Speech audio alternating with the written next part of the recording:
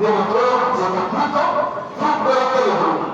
Méthodes descriptives, analytiques, quantitatives et avons réussi à faire la présentation du schéma, la réalisation de la maquette, l'explication du fonctionnement, l'opérationnalisation et les coûts estimatifs de notre réalisation.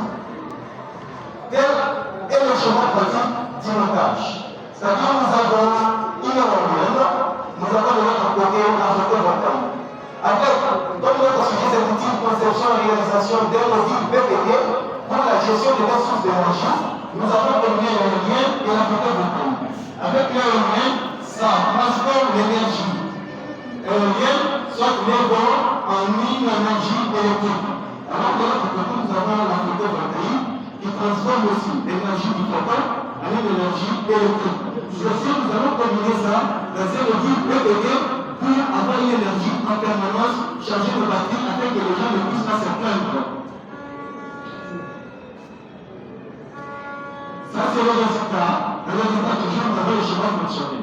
Comme on avait vu, nous avons un banc. Ici, quand on a été éolien, nous avons une énergie éolienne et les panneaux solaires. C'est géré dans un module PPT. Dans ce module-là, il y a un régulateur éolien qui va gérer l'énergie éolienne et le régulateur solaire qui va gérer aussi le panneau solaire afin d'avoir une station qui a une même matière et charger notre batterie pour avoir de l'énergie. Ça, c'est la présentation de notre maquette.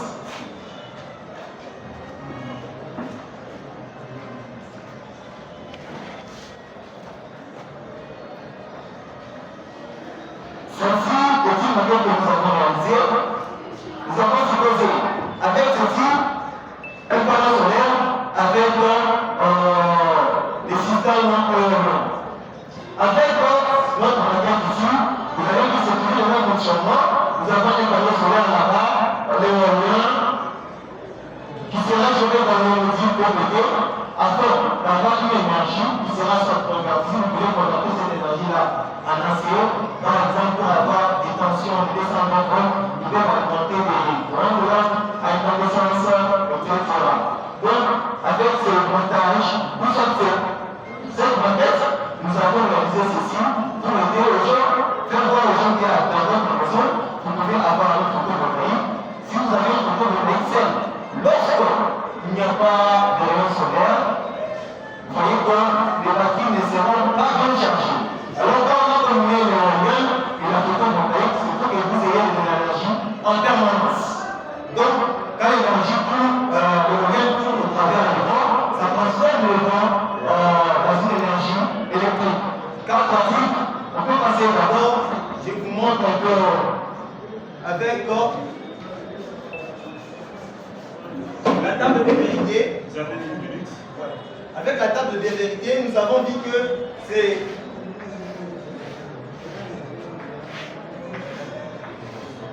nous avons l'éolienne et nous avons la photovoltaïque. Alors, ce sont les deux entrées. À la sortie, nous devons avoir une tension en permanence. C'est la sortie. Avec ceci, nous savons très bien qu'avec l'éolienne, dans les variables d'entrée, nous avons 0, 0, nous avons 0, 1, 1, 0, 1, 1. Qu'est-ce qu'on veut dire par là? C'est-à-dire, quand il n'y a pas de vent ici, et quand il n'y a pas de rayons solaires, c'est 0, 0, c'est considéré, c'est la logique. Et d'un électronicien, tout ingénieur doit avoir une certaine logique. Donc, quand ça ne s'allume pas, il n'y a pas de vent, c'est 0. Quand, dans la photovoltaïque, il n'y a pas encore de rayons solaires qui parviennent à frapper sur les cellules photovoltaïques, c'est encore 0. Et la sortie, là, on n'aura plus une énergie. Alors, si l'éolienne sera à 0, sauf qu'il n'y a pas de vent, et qu'il y a les rayons solaires, nous voyons que nous allons bien charger nos batteries, et c'est 1. Du côté troisième variable, nous avons l'éolienne qui est à 1, c'est-à-dire qu'il y a du vent, ça tourne et ça nous donne une énergie. Et la photovoltaïque, il n'y a pas d'ensoleillement, c'est-à-dire c'est toujours 1. Quand les deux sont combinés encore, c'est toujours 1. Vous voyez qu'avec la photovoltaïque de nos jours, quand les gens utilisent, quand il n'y a pas d'énergie, c'est-à-dire pas problème de charger nos batteries. Mais ici, nous avons combiné ceci pour avoir 3 fonctions successives qui peuvent s'aider afin que quand il n'y a pas du vent, on peut faire fonctionner, soit charger nos batteries à la maison, avoir de l'énergie à temps plein. Quand il n'y a pas de rayons solaires et il y a du vent, on peut toujours charger. Quand il y a les deux combinés, on peut toujours charger. C'est un